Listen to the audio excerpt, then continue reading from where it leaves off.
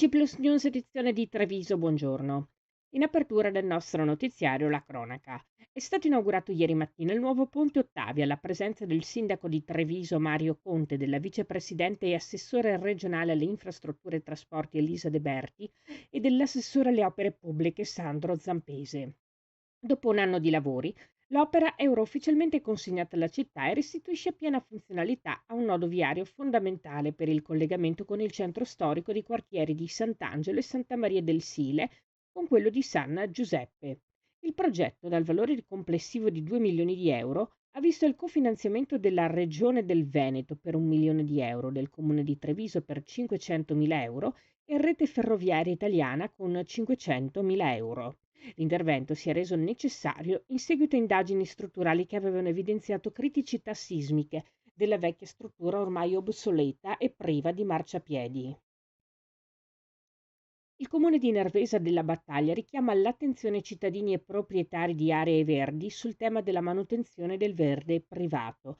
In particolare, l'amministrazione comunale evidenzia come nella zona montelliana, in special modo lungo le prese del Montello, la vegetazione fuori controllo stia compromettendo la percorribilità e la visibilità delle strade, questo con potenziali gravi conseguenze per la sicurezza di tutti.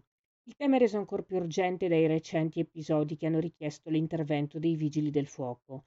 La scorsa settimana, infatti, è stato necessario procedere al taglio di un albero che si stava piegando sulla carreggiata, mentre nel mese di giugno un'altra pianta non manutenuta è crollata su una strada pubblica. In entrambi i casi si trattava di alberature cresciute su terreni privati rimasti però all'incuria. E ad agosto inizieranno i lavori per il piano straordinario di asfaltatura 2025-2026 varato dal comune di Villorba, che prevede un importante intervento di manutenzione su una ventina di strade del territorio comunale. I lavori si protrarranno per alcuni mesi, compatibilmente con le condizioni meteo, fino al completamento dell'intero programma. Il comune investirà 600.000 euro in questo piano di riqualificazione con l'obiettivo di migliorare la sicurezza, il comfort e la durabilità della rete viaria urbana ed extraurbana.